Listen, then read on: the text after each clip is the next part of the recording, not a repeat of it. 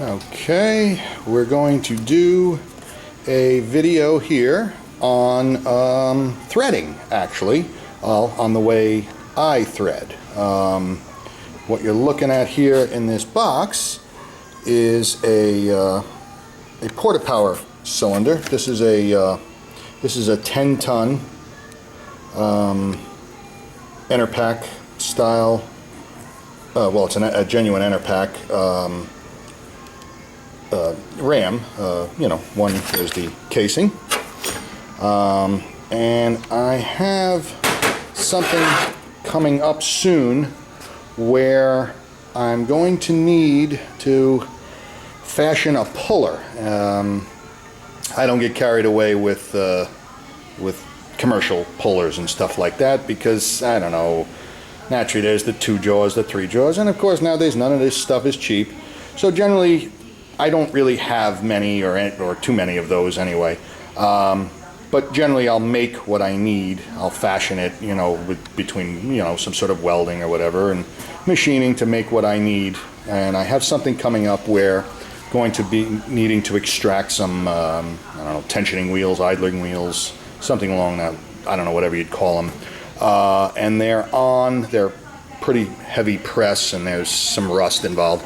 And they're on 1-inch or 1.25 inch shafts, I think. So I just figured that what I would do is I would fashion something off of a porta-power. So when I pulled out, and I said, well, a 10-ton porta-power has a 1-inch inside threaded connection there. It's just a standard 1x8 or 1x7, 1x8 I think, standard insert into the middle of it. So anyway, so I got my porta-powers out and one of my 10-ton rams, and I tried it. I hooked it up just to make sure, and of course, what do you think happened? All the juice started coming out the front seal. So I quickly took it apart to ascertain what was going on, and as you can see here, here's the reason why the crumbled main seal on this thing here. It's in pieces.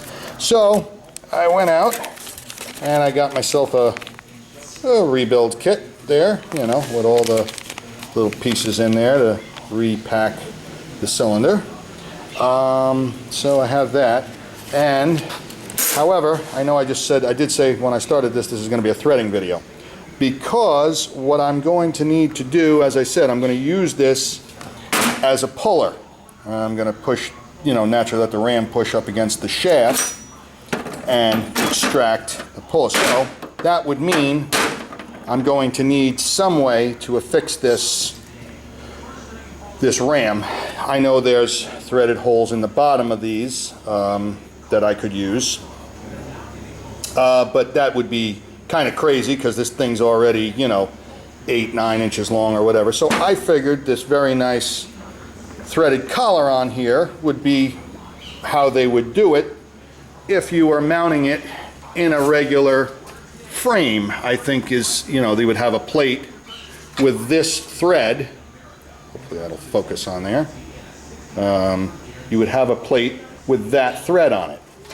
Now, this thread, I guess, let me zoom in on that. I guess this thread is a nominal, I guess the nominal dimension on this thread would be 2.25 by 14 threads per inch is the pitch. So I said, well, maybe what I'll do, or definitely what I'll do, is I will make some sort of threaded bosses that I can put on here to, you know, that will go on here like this, and thread on there, and then I can just, you know, once I have that, I can just, you know, weld, take this, once it's threaded on the cylinder, and weld it to, again, whatever it is I'm going to, a plate with holes, with rods or whatever that I'm going to be pulling behind the idlers with. So what I said was, well, I do this from time, so why don't I make a few of these? So I figured I would. So here's one that I've already done. And as I said, this is a threading video. So here's the bosses that I'm going to make. Here's one that I've already threaded, and here's another one that we're going to, I've just machined it. I have, I cut it off. I bored it to size, and now I'm going to put it in the lathe, and I'm going to thread it. And like I said, this is a threading video. And the reason I'm going to do this threading video is, again, like most other things that happen here, or with me, I don't thread the way most people, I guess even regular machinists thread. Again, as I've mentioned, everything I do, I've done without the benefit of adult supervision or any type of training or anything. So yes, I've read all the, well, not all, I've read a lot of the books, and of course when I started doing lathe work and stuff, I was, I naturally acquired a copy of South Bend, How to Run a Lathe, and this and that, and yeah, I messed around with the whole, taking your compound and swinging it over the 30 degrees, or as the purists go, 29.5 degrees. And, and yeah, I cut threads that way. But again, I'm me. I'm not everybody else. And what I do is generally not what everybody else does. So I just wasn't really satisfied with that. I don't know. I'm not a big fan. When I move let me just leave that there. When I move the compound on my lathes, any of my lathes, be it this lathe over here, any of my little lathe upstairs, whatever it is, I move the compound because I'm cutting an angle. Now I know again, the purists say, well, you're threading on a 30-degree angle, or whatever the hell they do, 29.5. And again, I think the reason for most of that is, let me zoom in here, this is the threading tool. And the reason being that you only want, steady up there, Mike, okay. I understand the principle that when you're cutting a thread, you only want, well, in this case, it's an internal thread, and we're going, it's gonna be a right-hand internal thread, so we're gonna be going this way. So technically, we only want this side of the tool to be cutting. I get that. And they say if you thread straight on, naturally you'll be cutting. Well, no. That's why I'm going to show you how I thread. I'm going to leave my compound right at 90 degrees. I'm not going to move it. And I'm going to thread. The piece you already saw I just did, and this is the way I cut all my threads. I do not swing the compound around to 30 degrees or 29.5 degrees or whatever. Again, I thread my way. And again, of course, all the purists and all the guys I've talked to, oh, you're doing it wrong. Well, I've been doing this for quite a few years. I've cut a lot of threads. I've cut some pretty specific threads. I've cut the what do you call them? The fast start thread. I guess they're called double start threads, or soda bottle threads, as I like to call them, valve threads, whatever. Any thread I've ever cut, I've cut this way. Now, you'll also notice on my lathe, on this particular lathe, and this is the lathe I like to do most of my threading on, there is no thread dial over here. I have a thread dial somewhere. I'm not exactly sure where it is, because, again, it's just not that important to me, okay? Here's what is important to me, and again, I don't know if I figured this out on my own, or perhaps some crafty old-timer told me about this, but here's to me what's important about threading. We're coming down here. This is my lead screw, okay? For me, the important part of threading is know your lead screw, okay? And again, that's all part of my bumblebee mentality theory on machining, well, on most things. Now I know my lead screw is 4. It's a 4 lead, it's a 4 thread lead screw, 4 threads per inch. Therefore, if I'm cutting threads that are a multiple of 4 threads per inch, or even in most cases divisible by 4 threads per inch, I'm fine. I don't need to look at anything. I don't need to worry about anything. I can literally, let me come out here, go back in. This is my dial. I can just literally engage my half nut lever anywhere along the way. However, this is an example of a situation where I can't do that. The reason being, the thread I'm cutting here is a 14 pitch thread. So, 14 is not divisible into or by 4. So, yeah, I'm gonna have to engage the half nut and not unengage it until I'm completely done with the thread. So what?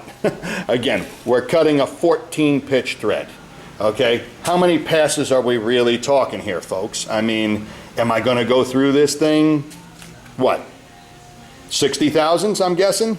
I mean, again, it's a 14 pitch thread. So I think I can backwalk this thing a few times, and I'm not making 100 of them. I'm making 2 of them here, like I said, that I can use to put on my porta-power and as a threaded collar. So yeah, I'm going to engage the half nut, and I'm going to do my thread, and I'm going to backwalk the carriage, and I'm going to, like I said, what am I really going to do that? 6 times and maybe a spring cut or something like that? Whatever. Just not that important. Now, I know you're saying, well, we're going to get back to that whole, well, how are you going to do this and not either screw up your tool or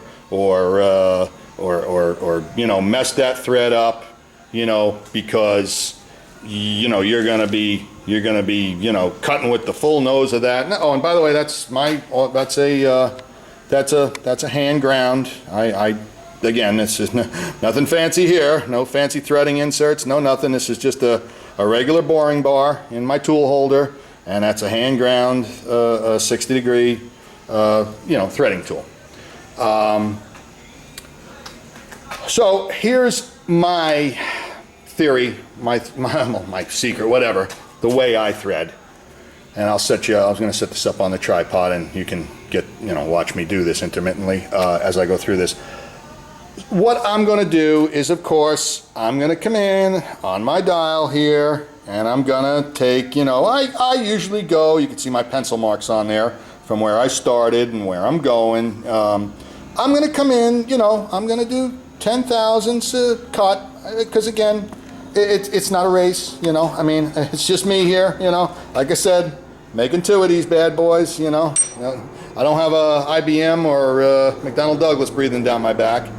So, like I said, I'm going to do my about 10 thousandths, but to answer all the purists who say, well, you're only going to be cutting with, you only want to cut with the one side of the tool, and you can't do that if your compound's at 90. Here's what I'm going to do. As I advance, after I make my scratch cut, what I'm going to do is I'm going to take my compound, and every time I advance my cross slide 10 thousandths here for my next cut, I'm going to come over here to my compound, and I'm going to advance my compound that way towards the chuck. A right hand thread is what I'm making, so I'm going to advance it into my thread.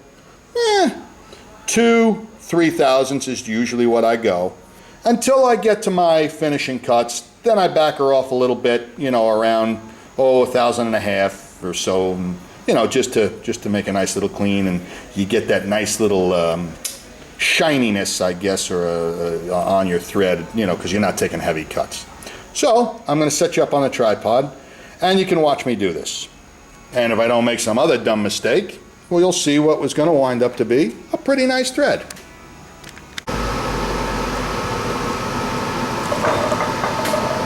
Okay, here we are.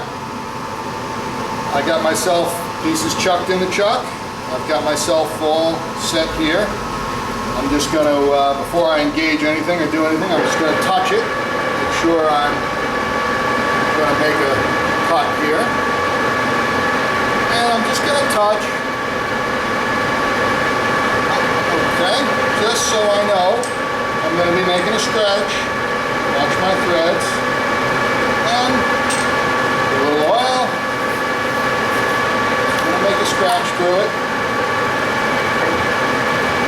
Both nuts engaged. And away we go. There we are.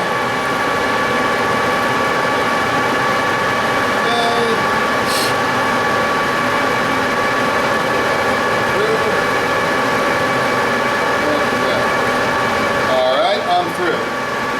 I'm going to shut off the lathe.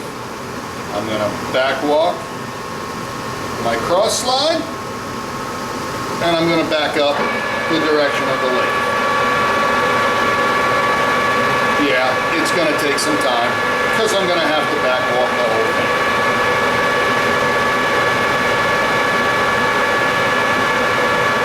We're going to walk this thing all the way out. For a second. Okay, I know where I was, of course, on my cross slide. I'm just going to look in here and inspect this thing just to make sure I've got what I think is a nice thread on here, and I do. I think we're good. So now I'm ready to make my first pass on my thread. So what am I going to do? I'm going to take my compound. Just going to set it at 0 just because it makes life a little easier. Set myself up on starting on 0. I'm going to advance myself just about 3 thousandths. Just going to force that tool that way. Only cutting on that side. Alright, the half nuts are engaged. And we're going to come out and make our first pass.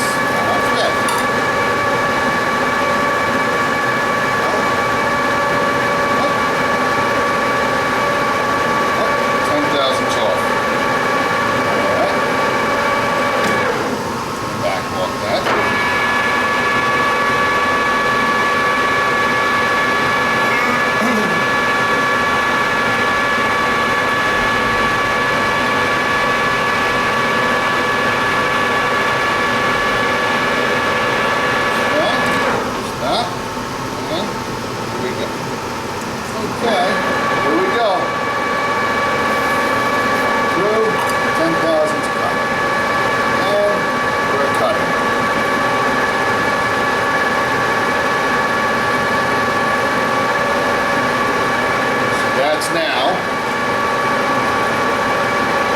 finishing up on our first full cut, which is 10 thousandths.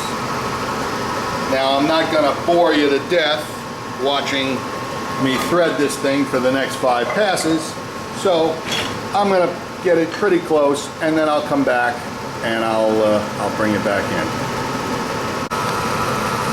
Okay. I've already, let's see, can we zoom in on this? I've been through this thing now. Geez, I guess I've gone through 4 passes now. You can see where our thread is coming, it's forming. And I don't know what the elapsed time is, but, seems to be going pretty well. Looks like a pretty decent thread to me. So, I'll show you. I guess I'm just going to continue, and I'll put it back on the tripod here, and we'll finish it up, and when we get close I'll bring it back in.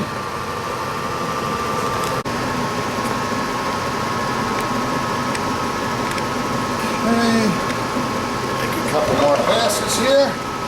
I'm assuming I'll have to go through a couple more a few times, and here again I'm going to advance my compound 3 degrees. Slide in another 10.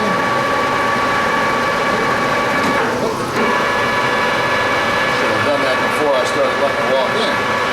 Alright, I've got my compound advanced, and I'm going to now advance my compound 10 and another pass. Again, cutting away.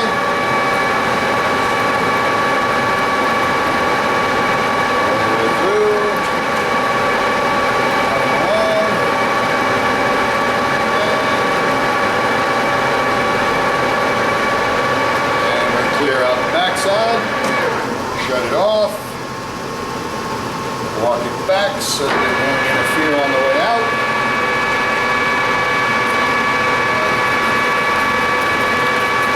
Chips out a little bit.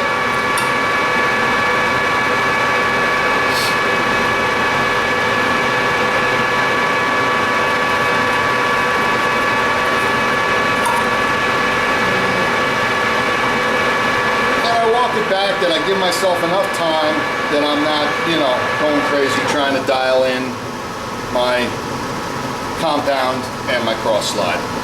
What I do, again, 1, 2, we'll make it 3/1000ths on the compound, and start myself up, bring myself in, another 10 on my cross slide, and here we go. We're taking a nice cut, 10/1000ths cut. Heading away.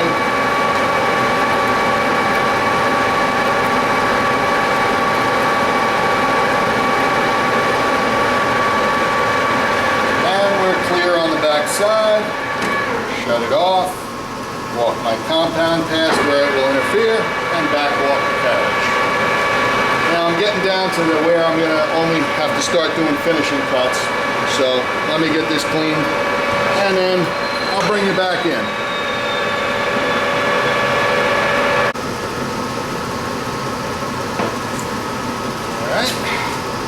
Okay, let's, I've made 5 or 6 passes through this thing now. We're going to try our cylinder. I left it like this because I knew I was going to want to make these things. I figured I'll rebuild it after I'm done. Why carry all that extra weight around? So anyway, let's try it and see where we are here. There we go. Oh, look at that. Going. It's kind of a tight fit. Now I know, yeah, see it's a little tighter than I'd like. Okay, I'm going to make another, well, I'm going to take maybe a couple thousand. I was going to say a spring cut, but no, I'm going to make a couple of thousandths here. Take another couple of thousandths. And again, what am I going to do? I'm going to move my cross slide a couple thousandths, and I'm going to move my compound, as I was explaining. I'm going to move the compound that way just now because there's a finishing cut. Again, I'm pretty close. It's tight. I don't want to leave it that tight because, again, I know I'm going to be taking these nuts, and the whole idea is I'll either spin it on here and tack weld it to a plate that I'm going to use for pulling or something like that. Again, they're disposable. I don't care. They're expendable. But I don't want to have to fight or gall these threads up naturally assembling this thing. And again, I'm going to be out in the field somewhere. And again, if you start welding on this thing, naturally, it's a very fine thread. It's going to pull. As you might be able to see, these threads aren't the best. I had to clean these things up with a little thread file.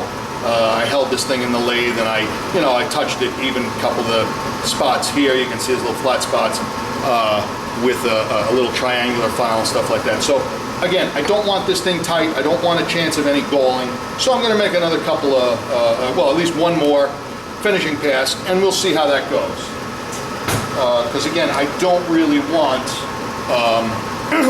a tight thread on there. So let me get this set back up. Remember where I was, and again, I'll move my compound in. Just a thousandth or so, and I'll take another 2 thousandths on my cross slide. And I'll bring you back in. Okay, they're all set back up. Again, I've advanced the compound 1,500, and I'm going to take 2 thousandths on my cross slide here. A little more oil, and here we go. Yep, we're cutting. Making a smaller chip, which is nice. So I'll let that finish. And when it does, I'm going to do the same thing. Okay, I'm clear. Stop. Walk it back on the cross slide and walk back the carriage now. And again, no point in having you endure this. When I fit it again, we'll see. All right, get this oil taken out our last next pass. I think this should be all right. Let's see what we've got. Like I say, it was okay. Just it seemed a little tight. I kind of want this on the loose side because, again, I don't want to chance any galling or anything. Yeah, see, I want a little wobble in this. Oh yes, much, much better, I think. Yeah, I think we're gonna be good now. There we go. And again, I need a little, like I said, when I start tacking this thing, I want it to go all the way to the stop. There we go. Yeah, that's much better. You can see, maybe you can even detect a little vibration, a little wobble in it. That's gonna be much more of what I want. Now, just to show you, this thing doesn't look like whodunit and ran. Pull my cylinder spud thing out of here. Okay, and all right, take this away now. I can move the cross slide out, leave it neutral, and take this thing out of here. Blow it off.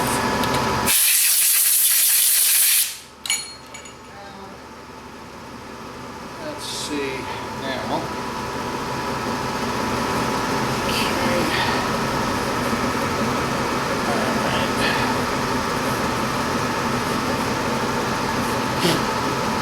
Okay. There. And you can see, let's see, how am I going to do this now? I have frame here. Let's see, how's that? You can see that the threads are nice and crisp and clean. Let's see, how can I, here, focus maybe? There we go, there we go. You can see the threads are nice and clean and not all torn up or anything like that. There you go. And there you go. All right, it's a little rough on the inside there. Again, I don't know what material this is, but no different than if I would have done it the way anybody would, most normally people would do it, with the compound slung over and all of that. And again, I'll show you. It's not a thing. Threads on there. And we in frame here. There we go. In focus. There we go. There we are. Maybe we can stand out a little bit. Yeah. Okay.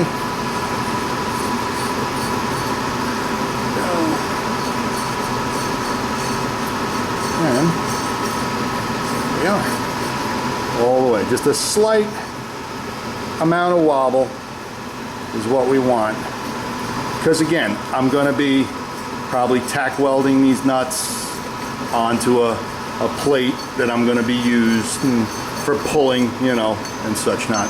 So now I've created 2 of these, and now I have them, and now I'll go about finishing rebuilding the cylinder. Maybe I can do a little video on that. But anyway, I guess that's enough for now. And that is how I cut threads. See you later. Thanks for watching.